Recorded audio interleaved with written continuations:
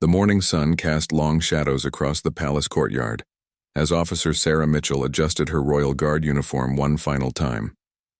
She had been protecting the royal family for 3 years now, but today felt different somehow. The autumn air carried a crisp coolness that made her more alert than usual. Sarah walked her regular patrol route around the palace grounds, her trained eyes scanning every corner and shadow. The tourists were already gathering outside the iron gates, cameras ready to capture any glimpse of royalty. Children pressed their faces against the bars, hoping to see a real prince or princess. As she rounded the corner near the east wing, Sarah heard something that made her stop immediately. It was a soft whimpering sound, barely audible above the morning traffic. She followed the sound to a small alcove behind some carefully trimmed bushes. There, curled up on the cold stone ground, was a little girl who couldn't have been more than 8 years old. Her clothes were torn and dirty, and Sarah could see fresh bruises on her small arms. The child's face was streaked with tears, and she was shivering in the morning cold. Sarah's heart clenched as she knelt down slowly, not wanting to frighten the girl further. She had seen many things in her years as a guard, but nothing had prepared her for this moment. The child looked up with wide, frightened eyes that seemed far too old for her young face. "Hello there, sweetheart," Sarah said in the gentlest voice she could manage. "My name is Sarah. Are you hurt?" The little girl nodded weakly, pointing to her left leg. Sarah could see it was swollen and probably broken, but there was something else in the child's eyes, a terror that went beyond physical pain. "This wasn't just about a broken bone. Can you tell me your name?" Sarah asked, carefully removing her guard jacket to wrap around the shivering child. "Emma," the girl whispered, her voice barely audible. "Please don't let them find me." Sarah felt a chill run down her spine that had nothing to do with the autumn weather. The way Emma said those words, the pure fear in her voice, told Sarah that this child was running from something terrible. She had dealt with lost tourists and minor incidents before, but this was completely different. "Who are you hiding from, Emma?" Sarah asked, though she suspected she might not want to know the answer. Emma's eyes darted around nervously before she spoke again. "The bad people. They hurt me and the other kids. They said they would hurt me worse if I ever told anyone." Sarah's blood ran cold. Her years of training kicked in immediately. This wasn't just a lost child or a playground accident. This was something much more serious, something that required immediate action. She could see that Emma needed medical attention urgently. But she also knew that whatever the child had been through, it wasn't over yet. "Emma, you're safe now," Sarah said firmly, though her mind was racing with the implications of what she was hearing. "I'm going to help you, and I promise no one will hurt you anymore." As Sarah helped Emma to her feet, supporting her injured leg, she noticed something else that made her stomach turn. There were marks on the child's wrists that looked like rope burns. Emma had been tied up. This was definitely not an accident or simple abuse case. This was something organized and deliberate. The palace protocols were clear about situations like this, but Sarah had never actually encountered one in real life. She needed to get Emma medical attention immediately, but she also knew that whatever information this child had could be crucial to stopping other children from suffering the same fate. "Emma, I need to get you to a doctor right now," Sarah said, carefully lifting the small girl into her arms. "But I also need you to know that you're very brave for getting away from those bad people. Can you tell me anything else that might help us find them?" Emma looked up at Sarah with those haunting eyes and said something that would change everything. Her words were so quiet that Sarah had to lean in close to hear them. But when she did, every instinct she had as both a guard and a human being told her that time was running out, not just for Emma, but for other children who might still be in danger. Emma's whispered words hit Sarah like a physical blow. "They have my little brother Tommy and 12 other kids. They're in the basement of the old warehouse by the river. The man with the scar said they're moving everyone tonight because someone was asking questions." Sarah's mind raced as she carried Emma toward the palace medical wing. This wasn't just about one hurt child anymore. This was about 13 children in immediate danger. She had to act fast, but she also had to be smart about it. One wrong move could put all those kids at risk. "Emma, this is very important," Sarah said as they walked quickly through the palace corridors. "Can you remember anything else about where they kept you? Any sounds, smells, or things you saw?" Emma closed her eyes for a moment as if trying to push away painful memories. "I could hear trains sometimes. And there was a big red sign I could see from the window. It said something about coffee, I think. Sarah knew exactly where Emma was talking about. The old Maxwell coffee warehouse had been abandoned for years, and it was right by the train tracks near the river. It was the perfect place to hide something terrible because no one ever went there anymore. As they reached the medical wing, Dr. Peterson, the palace physician, immediately took charge of Emma's care. But Sarah couldn't leave, not yet. She stayed close as the doctor examined Emma's injuries, her heart breaking with each new bruise and cut they discovered. "Officer Mitchell," Dr. Peterson said quietly, pulling Sarah aside. "This child has been through severe trauma. These injuries weren't caused by an accident. Someone deliberately hurt her." Sarah nodded grimly. She had already figured that out, but hearing it from the doctor made it real in a way that twisted her stomach. "Doctor, I need to know. Is she stable enough to answer a few more questions? There are other children in danger." Dr. Peterson looked at Emma, who was now wrapped in warm blankets and had been given something for the pain. "A few questions, but make them quick. She needs rest and proper treatment." Sarah returned to Emma's bedside, kneeling down so they were at eye level. "Emma, you've been so brave already. I need you to help me save Tommy and the other kids.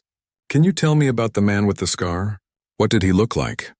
Emma's small hand gripped Sarah's tightly. "He was tall and wore a black coat. The scar went from his eye down to his mouth. He was the boss. The others were scared of him too." "How many other adults were there?" Sarah asked gently. 3 men and 1 woman. The woman was mean. She gave us the food that made us sleepy." Emma paused, then looked directly into Sarah's eyes. "Officer Sarah, they said they were going to take us far away tonight. Tommy cried because he's only 5 and he's scared of the dark." Sarah felt her resolve harden like steel. She had heard enough. These monsters had hurt children and they were planning to move them tonight. There was no time to waste on lengthy procedures or bureaucratic delays. "Emma, I want you to rest now. Dr. Peterson is going to take very good care of you," Sarah said, standing up. "I promise you we're going to get Tommy and the other kids back safely."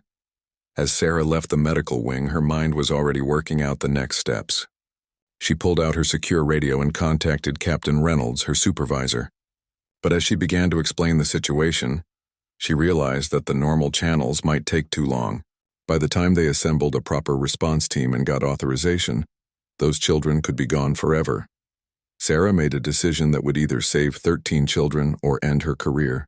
She was going to contact the Special Police Task Force directly. She had met Detective James Morrison at a joint training exercise 6 months ago. He specialized in cases involving crimes against children, and she knew he would act immediately. But first, she needed to make sure Emma was truly safe. As she walked back toward the medical wing to check on the little girl one more time, Sarah caught sight of something that made her blood run cold. Through the window, she could see a black sedan parked across the street from the palace gates. The man in the driver's seat was wearing a black coat, and when he turned his head, Sarah could clearly see a long scar running from his eye down to his mouth. They had found Emma. Somehow, they knew where she was, and they were watching the palace. Sarah realized with growing horror that Emma might not be safe even here. These people were more organized and dangerous than she had initially thought, and now they were all in much more danger than she had imagined. Sarah's heart pounded as she watched the scarred man in the black sedan. She couldn't let him know that she had spotted him, so she continued walking normally while her mind raced with the implications. These criminals were bold enough to stake out the royal palace, which meant they were either very desperate or very well connected. She needed backup, and she needed it now. Sarah ducked into an alcove and pulled out her personal phone, dialing Detective Morrison's direct number. She had kept his card after their joint training, never imagining she would need it for something like this. "Morrison," came the gruff voice on the other end. "Detective, this is Officer Sarah Mitchell from the Royal Guard. We met at the joint training exercise 6 months ago. I have a situation involving 13 kidnapped children that requires immediate action." There was a brief pause. Then Morrison's voice became sharp and focused. "What's your location and situation, Officer Mitchell?" Sarah quickly explained everything, finding Emma, the warehouse location, the imminent threat of the children being moved, and the fact that the criminals were now watching the palace. Morrison listened without interrupting, and Sarah could hear him typing rapidly in the background. "Officer Mitchell, I'm dispatching a team to your location immediately. We've actually been tracking reports of missing children in your area for the past month. Your information might be the break we needed." Morrison's voice carried a mixture of urgency and hope. But we have a problem. If these people are watching the palace, they'll see any official police response. We need to be smart about this. What do you suggest? Sarah asked, keeping her voice low. Can you get the child to a secure location within the palace? Somewhere they can't see from the street? Morrison asked. Yes, I can move her to the secure medical facility in the basement level. It's originally designed for treating royalty in emergency situations. Good. Do that immediately. I'm sending Detective Lisa Chen to you in an unmarked car. She'll pose as a palace visitor and enter through the main gates. Meanwhile, I'm coordinating with our tactical team to approach the warehouse from multiple directions. Sarah felt a surge of relief. Finally, someone was taking action. But as she was about to hang up, Morrison's voice stopped her. Officer Mitchell, there's something else you should know. We've been investigating a trafficking ring that operates across 3 states. If this is the same group, they're extremely dangerous and well-organized. They won't hesitate to hurt anyone who gets in their way, including law enforcement. Sarah's blood chilled, but her resolve only strengthened. Detective, there are 13 children counting on us. I'm not backing down. I didn't think you would, Morrison replied. Just be careful. These people have killed before. After hanging up, Sarah immediately returned to the medical wing. She found Dr. Peterson monitoring Emma, who was sleeping peacefully for the first time in who knows how long. Doctor, I need to move Emma to the secure medical facility immediately. We have a security concern, Sarah explained quietly. Dr. Peterson didn't ask questions. He had worked with the Royal Guard long enough to know that when they said there was a security concern, it was serious. Together, they carefully moved Emma to the underground medical facility, a state-of-the-art facility that few people even knew existed. As they settled Emma into the secure room, she woke up and looked around with frightened eyes. Officer Sarah? Where are we? We're in a safe place, Emma. Much safer than before, Sarah said, sitting beside the bed. I need to ask you something important. The man with the scar. Does he have a name that the other adults used? Emma thought for a moment. They called him Mr. Vincent, and the mean woman, they called her Rita. Sarah made mental notes of these names to pass along to Morrison's team. Every detail could be crucial in saving the other children. Just then, Sarah's radio crackled to life. It was the gate security. Officer Mitchell, you have a visitor.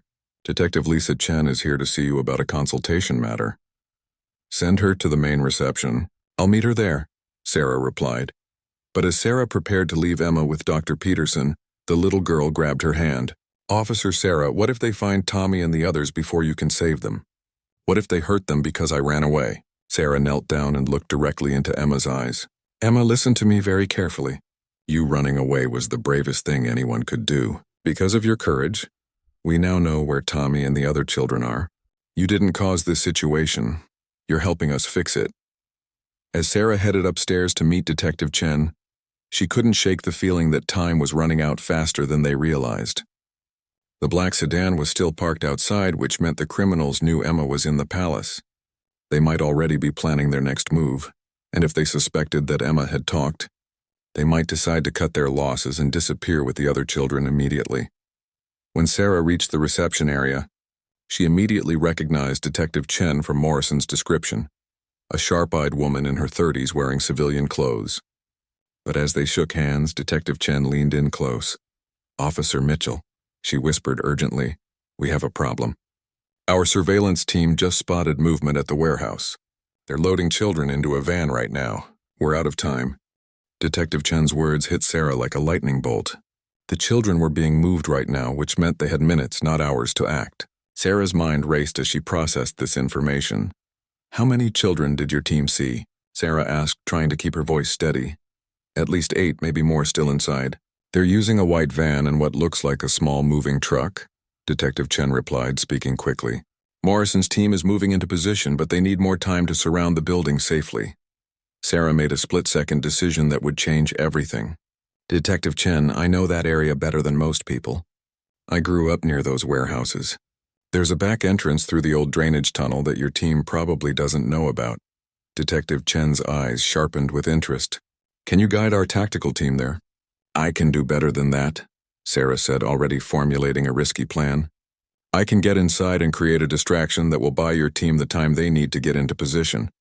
Absolutely not, Detective Chen said firmly. You're palace security, not tactical operations. This is too dangerous. But Sarah was already moving toward the equipment room. Detective, with respect, those children don't have time for us to debate this. Every minute we spend arguing is another minute closer to them disappearing forever. As Sarah gathered her emergency gear, she explained her plan to Detective Chen. There's a drainage tunnel that leads directly under the warehouse. I can access it from the riverside without being seen. Once I'm inside, I can assess the situation and radio back exact positions and numbers. Detective Chen was shaking her head, but Sarah could see she was considering it. Even if you could get inside unseen, what then? You'd be one person against at least 4 criminals. I won't engage them directly, Sarah explained, strapping on her tactical vest. I'll create a diversion that draws them away from the children. Maybe trigger a fire alarm or cause some kind of distraction that makes them think there's a problem elsewhere in the building. Sarah's radio crackled with an urgent message from Morrison. All units be advised, subjects are accelerating their timeline. We estimate 15 minutes before the van leaves the location. 15 minutes. That settled it for Sarah. She turned to Detective Chen with determination burning in her eyes. Detective, I'm going whether you approve or not. Those children include a 5-year-old boy named Tommy, and I promised his sister I would bring him home safely. Detective Chen stared at Sarah for a long moment, then sighed heavily. Fine. But you follow my lead, you stay in radio contact at all times, and at the first sign of trouble, you get out. Understood? Understood, Sarah agreed, though she privately knew she wouldn't abandon those children no matter what happened. The 2 women quickly made their way to Detective Chen's unmarked car. As they pulled away from the palace, Sarah noticed that the black sedan immediately began following them. She pointed it out to Detective Chen. They're not very subtle, are they? Detective Chen muttered, taking a sudden turn down a side street. We need to lose them before we get anywhere near the warehouse. What followed was a tense chase through the city streets. Detective Chen proved to be an excellent driver, using her knowledge of traffic patterns and shortcuts to gradually lose their pursuers. But Sarah knew that even though they had escaped, the scarred man would realize that Emma had talked and that law enforcement was involved. Detective, they know we're coming now, Sarah said as they finally lost sight of the black sedan. They're going to speed up their operation. I know, Detective Chen replied grimly, speaking into her radio.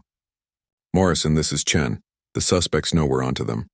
They were tailing us from the palace. We need to move now. Morrison's voice came back tense and urgent. Copy that, Chen. Tactical teams are in position. We're moving to intercept the vehicles, but we still need eyes inside that building. As they approached the river area near the warehouse district, Sarah could see police vehicles positioning themselves in a wide perimeter. The operation was larger than she had initially realized. There were at least a dozen law enforcement officers involved. Detective Chen parked the car in an abandoned lot about half a mile from the warehouse. Sarah could see the building in the distance, a massive concrete structure that had once housed a thriving coffee roasting operation. Now it looked dark and forbidding against the gray sky. Sarah, Detective Chen said, using her first name for the first time. I want you to know that what you're doing is incredibly brave, but also incredibly dangerous. Are you sure you want to do this? Sarah thought about Emma's terrified face, about 5-year-old Tommy who was scared of the dark, about the 12 other children whose names she didn't even know yet. Detective, I've never been more sure of anything in my life. As Sarah prepared to make her way to the drainage tunnel entrance, her radio crackled with Morrison's voice. All units be advised, we have movement at the warehouse. Multiple subjects are loading the last of the children into vehicles. This is happening now. Sarah looked at Detective Chen one last time. If something goes wrong in there, make sure Emma knows we tried everything to save her brother. Then she was running toward the river, toward 13 frightened children, and toward a confrontation that would test every skill and instinct she had developed as a royal guard. Sarah found the drainage tunnel entrance exactly where she remembered it from her childhood explorations. The rusty metal grate was partially hidden by overgrown weeds, but it was still large enough for her to crawl through. As she squeezed into the dark, narrow space, the smell of stagnant water and decades of decay filled her nostrils. The tunnel was even smaller than she remembered, forcing her to army crawl through the concrete pipe. Her radio crackled softly with updates from the tactical team, but she kept the volume low to avoid detection. After what felt like an eternity but was probably only 5 minutes, she saw light ahead, the tunnel's exit into the warehouse basement. Sarah carefully peered out of the tunnel opening. The basement was dimly lit by a few hanging bulbs, and she could see wooden crates stacked throughout the space. But what made her heart race were the sounds coming from above. Adult voices shouting orders, children crying, and the rumble of vehicle engines. She climbed out of the tunnel as quietly as possible and made her way to a concrete staircase that led to the main floor. As she crept up the stairs, the voices became clearer, and what she heard made her blood boil with anger. "Get the last ones in the truck now," a man's voice barked. Sarah recognized it immediately. This had to be Vincent, the scarred man. "That brat who escaped has caused us enough trouble. We're leaving in 5 minutes. What about the heat?" A woman's voice replied. This must be Rita, the mean woman Emma had described. "If the cops are coming, maybe we should just cut our losses and run. We're not leaving empty-handed." Vincent's voice was cold and determined. "These kids represent too much money to just abandon. We stick to the plan." Sarah reached the top of the stairs and found herself behind a stack of old machinery. She could see the main warehouse floor now, and the sight nearly broke her heart. Children ranging in age from about 5 to 12 were being roughly pushed toward the back of a large moving truck. Most of them were crying silently, too scared to make much noise. Sarah counted quickly. She could see 11 children, which meant 2 were probably already in the white van outside. She spotted a small boy with dark hair who had to be Tommy, Emma's little brother. He was clinging to an older girl's hand, tears streaming down his face. Sarah keyed her radio and whispered as quietly as possible. "Morrison, this is Sarah. I'm inside. I count 4 adults, 11 children visible, moving them into a truck. I can see the boy Tommy." "Copy, Sarah. We're in position outside. Can you create a distraction in 3 minutes?" Sarah looked around desperately for something she could use. Then she spotted it, an old electrical panel on the far wall. If she could get to it without being seen, she might be able to cut the power to the building, creating confusion in the darkness. But as Sarah began to move toward the electrical panel, disaster struck. A loose piece of concrete shifted under her foot, creating a small but audible scraping sound. One of the criminals, a thin man with a beard, immediately turned in her direction. "Vincent, someone's here," he shouted, pointing directly at Sarah's hiding spot. Sarah's cover was blown. There was no time for subtlety now. She burst from her hiding place, heading straight for the electrical panel, while shouting into her radio, "All units, move in now. They've spotted me."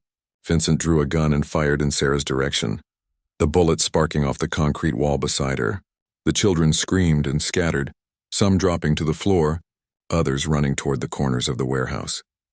Sarah reached the electrical panel and yanked open the metal door, then pulled the main breaker switch. The warehouse plunged into darkness except for the dim light coming through the grimy windows. "Find her," Vincent's voice roared through the darkness. "And get those kids back in the truck." But the darkness worked in Sarah's favor. She had studied the layout during her approach, while the criminals were disoriented by the sudden loss of light. She moved carefully toward where she had seen Tommy, guided by the sound of children whimpering. "Tommy," she whispered urgently. "Tommy, I'm here to help. I'm Emma's friend," a small voice answered from nearby. "Emma? You know Emma? Is she okay?" "She's safe," Sarah whispered back, finding the small boy huddled behind an overturned table with 2 other children. "I'm going to get all of you out of here." Outside, Sarah could hear the sound of police sirens getting closer, and then the unmistakable sound of the tactical team moving in. There were shouts of "police" and "hands up" coming from multiple directions, but Vincent wasn't giving up easily.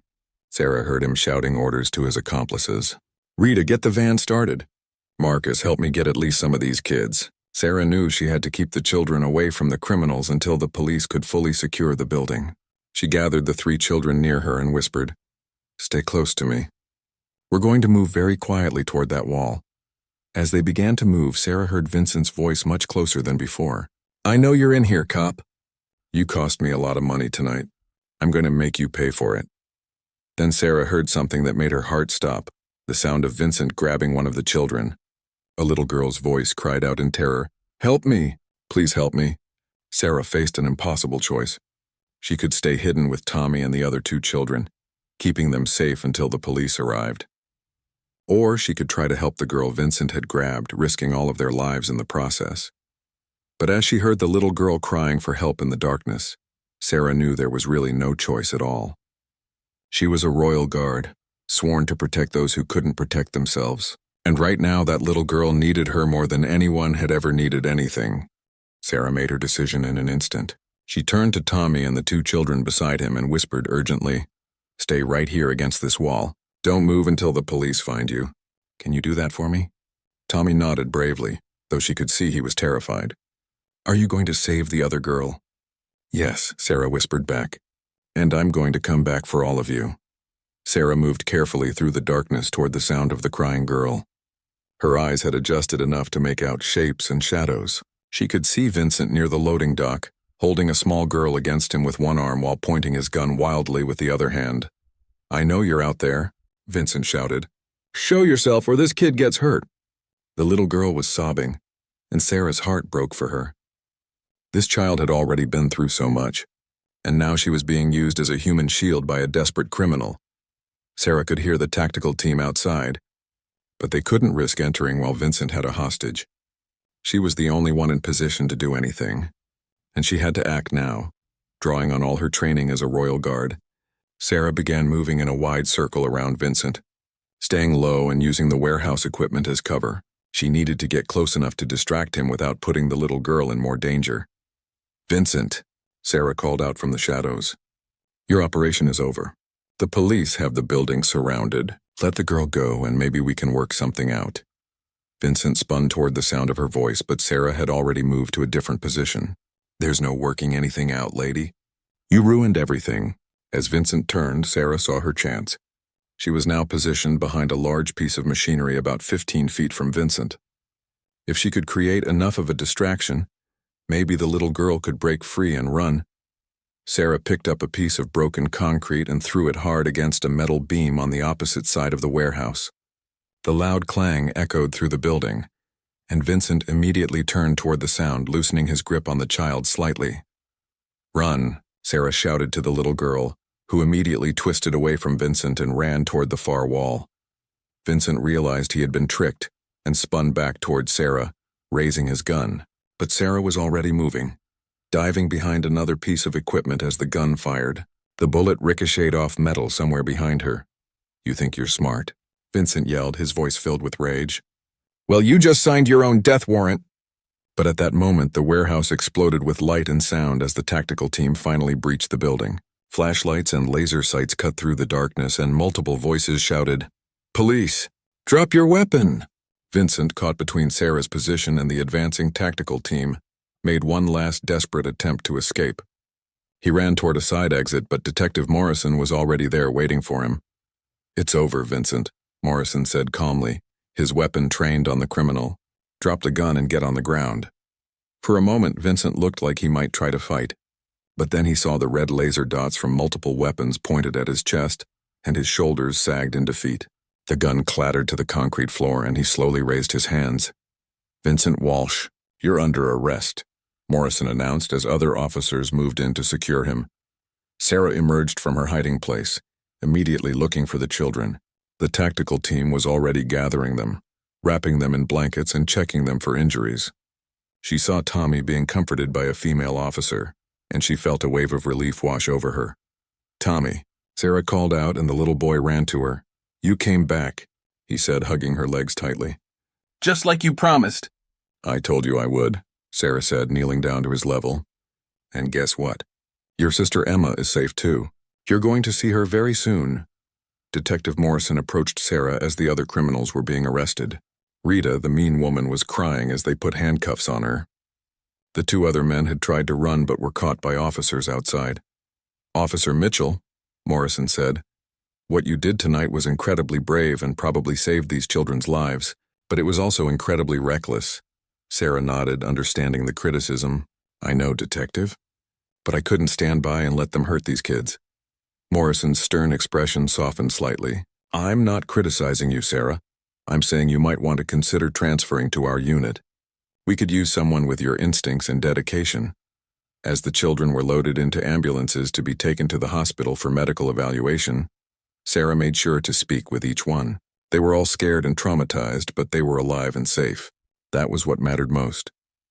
The reunion between Emma and Tommy at the hospital later that night was something Sarah would never forget. The two siblings clung to each other and cried tears of joy, relief, and healing. Emma looked up at Sarah with eyes that were no longer filled with terror. "Officer Sarah," Emma said quietly, "thank you for keeping your promise." "Thank you for being brave enough to ask for help," Sarah replied. "You saved your brother and all those other children by escaping and telling me what happened." 3 months later, Sarah was settling into her new office at the Special Crimes Unit. The case against Vincent Walsh and his accomplices had resulted in life sentences for all 4 criminals. The 13 children were all receiving counseling and support, and most were adjusting well to their new lives. Sarah kept in touch with Emma and Tommy, who had been placed with a loving foster family, while the courts worked out a permanent arrangement. Emma had started smiling again, and Tommy was no longer afraid of the dark. As Sarah looked out the window of her new office, she thought about that morning when she had found Emma behind the palace bushes. Sometimes the most important moments in life come when you least expect them, and sometimes being brave enough to help one person can end up saving many others. The royal palace seemed very far away now, but Sarah had no regrets about her decision to leave. She was exactly where she belonged, fighting for those who couldn't fight for themselves. And every night when she went home, she knew that 13 children were sleeping safely in their beds because she had chosen to listen to a little girl's cry for help.